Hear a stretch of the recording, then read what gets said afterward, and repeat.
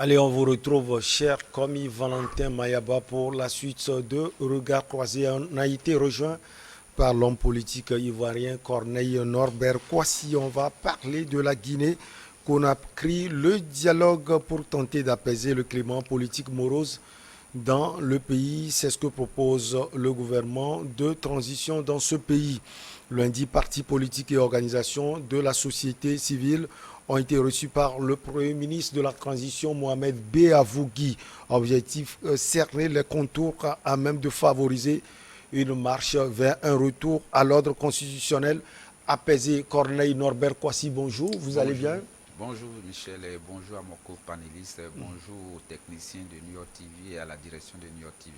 Avec ce dialogue proposé par le gouvernement de la Guinée-Conakry, est-ce qu'on peut dire que le lendemain ou bien demain est meilleur pour ce pays? Oui, demain est meilleur pour ce pays parce que depuis que le militaire est venu au pouvoir, les actes qu'il pose ne sont pas des actes un peu désordonnés. Il sait là où il va avec son pays par rapport aux autres qui viennent au pouvoir et qui prennent le pouvoir par un coup d'État et qui ne respectent pas les droits de l'homme, ne respectent pas la Constitution. Là n'est pas le problème de ce dernier. Il sait là où il pose les pas. Quand tu le vois agir, tu sais qu'il est venu pour travailler pour son pays, la Guinée. Il est venu pour travailler pour le peuple guinéen. Il est venu pour travailler pour les politiciens guinéens. Ce n'est pas celui qui est assoiffé de pouvoir. Ce n'est pas celui qui est venu détruire les biens de son pays, mais quelqu'un qui veut le bien de son pays. Déjà, ça fait 3, 4 mois de cela qu'il avait appelé toute la classe politique pour qu'on puisse écrire quelque chose de solide comme constitution, le socle sur lequel dorénavant toute la classe politique va marcher. C'est déjà quelque chose de bon. Par rapport à d'autres personnes qui viennent, même pour faire une constitution taillée à leur mesure, mais pas taillée à la mesure du peuple. Ici, on voit que la constitution sera faite taillée à la mesure du peuple et taillée à la mesure des hommes politiques pour qu'il y ait un climat sain, une politique saine à mener en Guinée. Alors, durée de la transition fixée à 3 ans, interpellation des cadres du parti de l'Est, président Alpha Condé et d'autres leaders politiques également, par exemple le parti de Sidi Touré et de Selim Dalan Diallo. Des pommes de discorde sont légion, comme Valentin Mayaba. Oui, c'est vrai ce que Corneille Kossi a dit, mais il y a un peu de problèmes dans ce pays. Non, le problème, ça n'en manque pas. Vous savez, ce pays, nous l'avons connu dans des mouvements où il y a toujours de l'instabilité, il y a toujours des couacs en termes de gestion du pays. Et donc aujourd'hui, comme l'a dit Kwasi, je crois que comment l'appelle-t-on? Il y a une normalisation justement dans la gestion des affaires publiques au niveau de ce pays-là par le nouvel homme fort.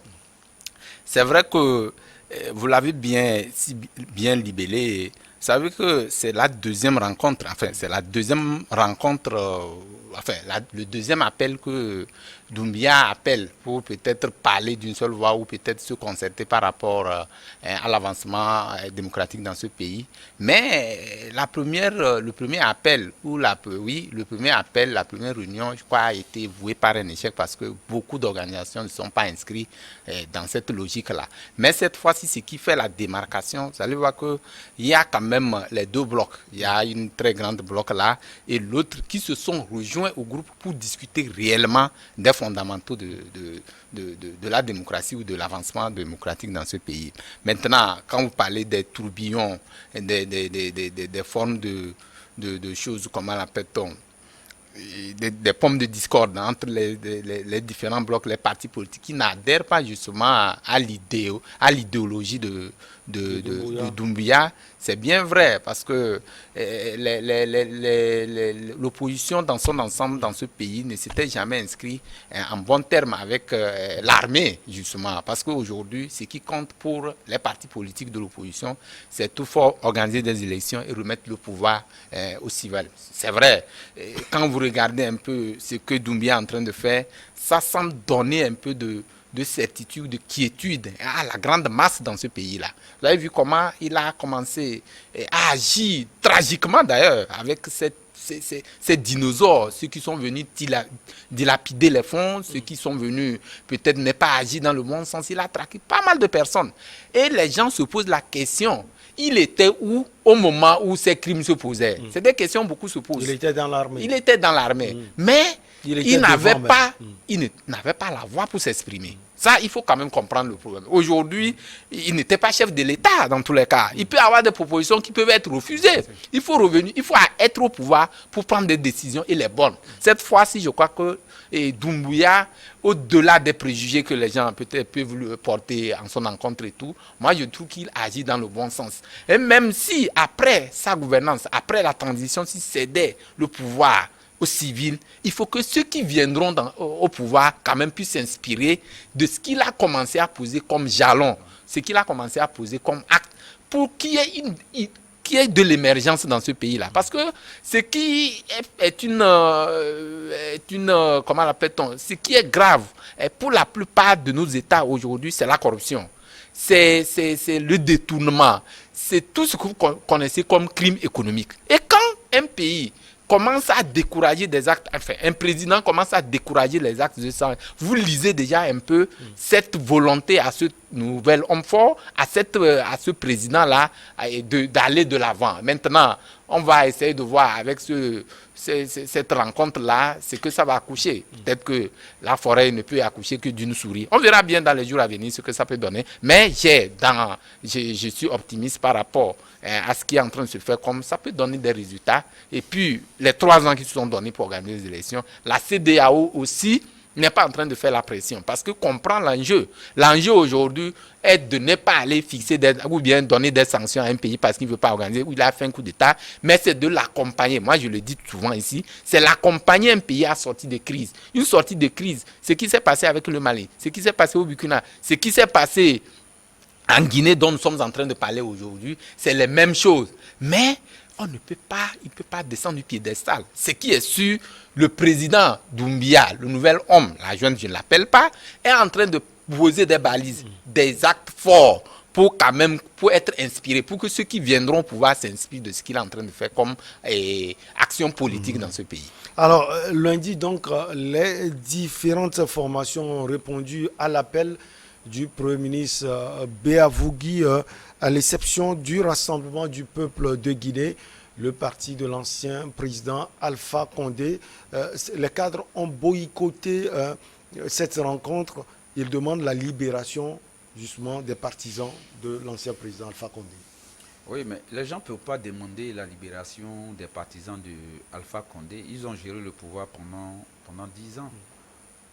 Il a voulu même faire un 3e mandat. C'est ça qui a fait que le président Alpha Condé a été déchu du pouvoir et qu'il est parti. Donc, au même moment, pour aller à la paix et à la réconciliation, oui, il faut voir cela. Puisque oui, on peut aller, Doumbouya même faisait partie de ceux qui étaient très proches d'Alpha Condé. Doumbouya ne faisait pas partie de ceux qui avaient la gestion du pays. Et la gestion sécuritaire de cette crise qui a secoué le pays. Oui, était devant. Mais les décisions ne viennent pas de Doumbouya. Tout à fait, je l'ai dit. Le chef de l'État est le chef de l'armée dans presque tous les pays africains. Et donc, le militaire ne doit pas désobéir à son chef. Il prend une décision. Doumbouya ne fait qu'appliquer. Mais il n'applique pas, entre guillemets, bêtement. C'est ce qui a fait qu'il a dégagé Alpha Condé. Pas parce qu'il voulait faire un coup d'État pour devenir aussi président comme les autres, comme les Dadis, et bien ceux même qui sont passés avant Dadis. Mais c'est parce que la décision qui était prise par le chef de l'État n'arrangeait pas le peuple guinéen. Et comme ça n'arrangeait pas le peuple guinéen, il fallait que Doumbouya prenne en main les mains du pouvoir. C'est pourquoi il a chassé Alpha Condé. Maintenant, ceux que Doumbouya aujourd'hui a arrêtés, il ne les a pas arrêtés parce qu'ils sont jolis ou bien parce qu'ils n'ont rien fait. Ils ont commis des actes. Mais les gens diront, mais il était là quand les gens commettaient les actes. Bien sûr, mais ce n'est pas lui qui gouvernait. Ce n'est pas lui qui devait prendre les décisions. Il peut informer le chef de l'État de ce qui se passe. Mais le chef de l'État, il est le seul à prendre la décision finale. Mais si la décision finale n'a pas été prise, je crois bien que c'est la goutte d'eau qui a débordé la vase. Ouais. C'est ce qui a fait que Alpha Condé est parti. Et ceux-là, tu vas voir qu'il y a des chefs d'accusation, de détournement, de corruption. Nos pays connaissent aujourd'hui beaucoup de problèmes de corruption. Aucun pays en Afrique ne peut dire qu'il ne connaît pas le problème de corruption. Tous les pays connaissent les problèmes de corruption. Mais s'il y a quelqu'un qui arrive, qui peut arrêter les gens pour freiner les ardeurs de ceux qui ne l'ont pas encore fait, de ne plus faire, et de ceux qui ont commencé d'arrêter. C'est ce qu'il est en train de faire. Mais on a un problème en Afrique. Et lequel? Quand un nouveau président arrive et qu'il arrête certaines personnes dans un parti politique, les gens ne voient pas les actes malsains qu'ils ont posés quand ils étaient au pouvoir, mais ils pensent que c'est parce que celui qui vient est contre eux. Ils n'ont pas cassé la maison de Cellou Dalein Diallo, mais ils l'ont cassé pas parce qu'ils voulaient casser. Soit c'est parce qu'on voulait faire quelque chose. Chez nous, par exemple, quand on devait faire le 4e pont, ils ont cassé la maison de l'ancien gouverneur d'Abidjan, qui était un membre du FPI, un membre influent du FPI. Mais j'étais choqué, pas parce qu'ils ont cassé la maison, j'étais choqué parce que je me dis, la ville d'Abidjan a été tracée depuis Oufouette. Donc, étant gouverneur de la ville d'Abidjan, tu dois savoir que là où j'ai construit ma maison, il y a une route qui doit passer. Pourquoi a-t-il construit la maison? Ça veut dire que si le FPI était resté au pouvoir, ce pont n'aurait pas lieu, ces routes-là n'auraient pas lieu. Mais ils font exprès, ils font les choses parce qu'ils sont au pouvoir. Quand ils sont au pouvoir, ils pensent qu'ils sont intouchables. Mais le pouvoir, c'est pour un certain temps. Ouais. Il faut que nos politiciens comprennent que il y a eu le temps des Mobutu qui ont fait 27 ans. Il y a eu le temps des Houphouët-Boigny qui ont fait 30 ans. Il y a eu le temps des Eyadema qui ont fait peut-être 25 ans. Mais ce temps-là est révolu. Vous ne pouvez plus durer au pouvoir. Ça veut dire que si vous avez trop fait, c'est peut-être 3 mandats ou bien 4 mandats. Sinon, c'est 2 mandats. Mais comme les gens ne respectent pas, ils peuvent faire peut-être 4 mandats. Mais quand vous faites autant de mandats, plus vous faites le mandat, plus vous ne contrôlez pas votre troupe, plus vous ne contrôlez pas tous ceux qui travaillent avec vous, ils commettent des impairs. Donc, ce sont ces impairs-là qui font que demain, quand vous allez, ceux qui restent ont des problèmes. Donc, ne disons pas que ce que Doumbouya fait est mauvais. Mais il faut que les politiciens africains, je dis bien africains, et en particulier les Guinéens, parce que c'est de la Guinée qu'on parle aujourd'hui, comprennent qu'il n'est pas venu pour faire la chasse aux sorciers, mais il est venu pour travailler pour le peuple guinéen. Alors, comme Valentin Mayaba, le Premier ministre, a demandé aux participants de faire leurs propositions sur la marche de la transition d'ici le 1er juillet. Le 1er juillet, c'est le vendredi prochain, il y aura encore une autre rencontre. Oui, ça c'est normal parce que, vous savez, l'opposition pose des préalables. Comme vous venez de le dire, c'est normal. C'est-à-dire que c'est normal, mais il faut quand même retracer l'histoire du pays. Si aujourd'hui, comme l'a dit le co-débatteur, quand vous prenez par exemple la Guinée aujourd'hui, nous savons ce qui était au devant de la scène politique, comment ils ont géré le pays. Et les gens ont toujours en eux, à garder en eux les séquelles de la gestion de ce pays. Et donc, si quelqu'un vient pour décourager ces actes aujourd'hui, je crois qu'il n'est pas donné à n'importe quel kidam d'aller peut-être commencer à gérer le pays dans ce sens-là. Mais ce que Doumbouya avait est énorme. C'est vrai qu'il a appelé à une rencontre, les gens pour des préalables. C'est malheureux de comprendre parfois certains politiques. Est-ce que ceux qui sont arrêtés aujourd'hui sont arrêtés parce que c'est pour des raisons politiques? Je ne pense pas. Ici, on parle de détournement. On parle de corruption.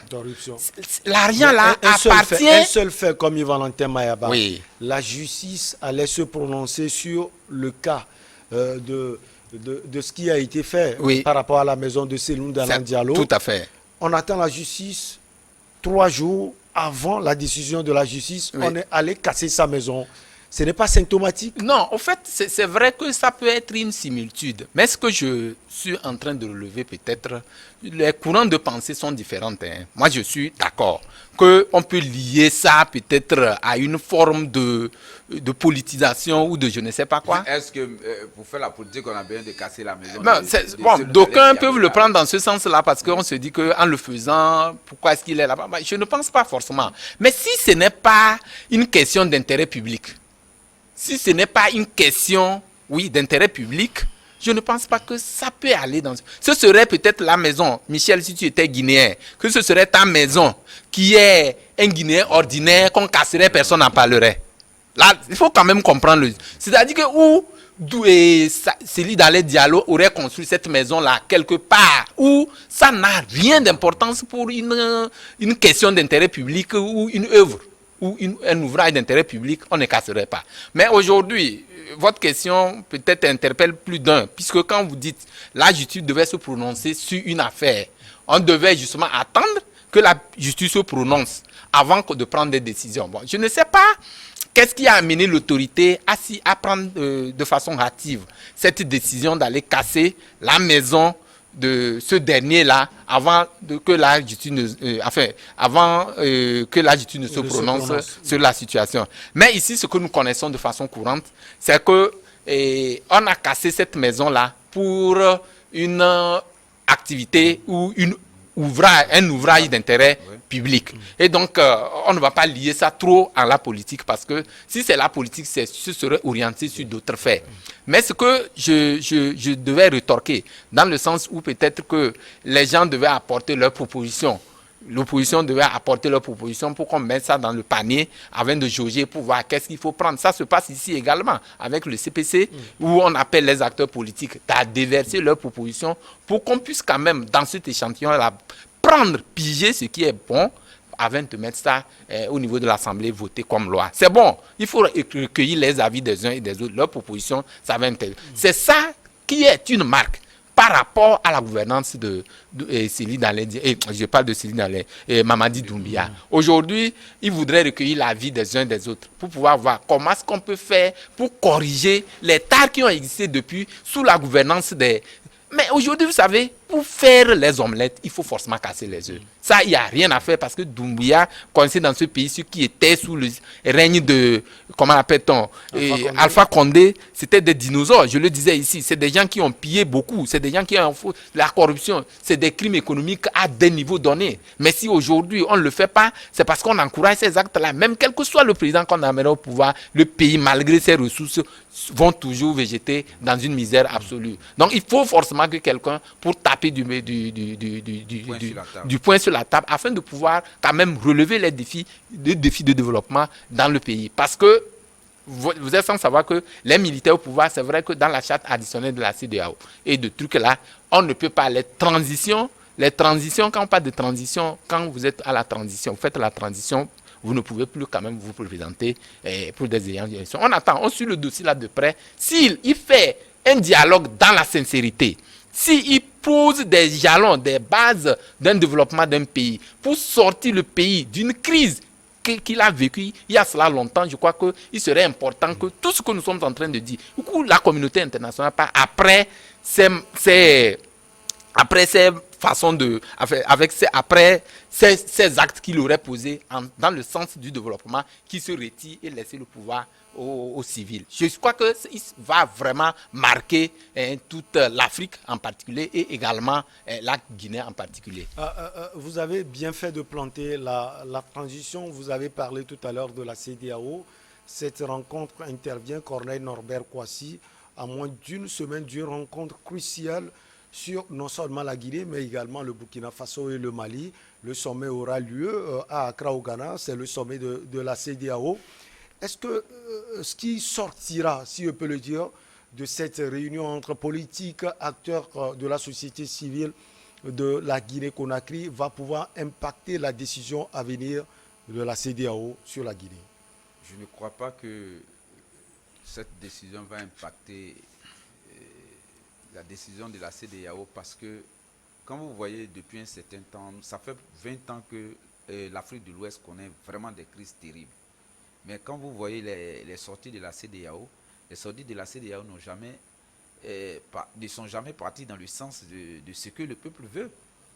La CEDEAO, je ne sais pas si la CEDEAO est là pour une main cachée, ou bien la CEDEAO est là pour le peuple ouest-africain, nous ne comprenons pas.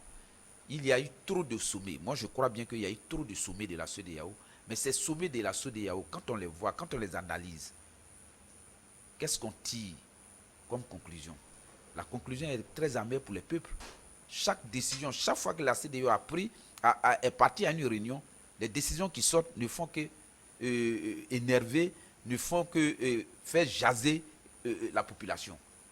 Donc, je crois bien que la CEDEAO a une feuille de route. Je ne sais pas d'où la CEDEAO tient cette feuille de route. Donc, la CEDEAO ne peut pas prendre une décision qui va arranger ni Assimi Goïta et son peuple, ni Mamadi Doumbouya et son peuple, parce que le Burkinabé, lui, il a déjà planté le décor qu'il a avec eux, il a déjà planté le décor qu'il a avec la France. Donc, du coup, les décisions de la CEDEAO ne vont pas embêter. Est-ce que si on accepte collaborer peut-être avec la CEDEAO, est-ce qu'on accepte alors collaborer avec la France? Est-ce qu'on prend la route de la France? Pourquoi la CEDEAO ne collabore pas avec les pays qui ont des problèmes? Parce que quand les problèmes commencent, la CEDEAO est muette sur les problèmes.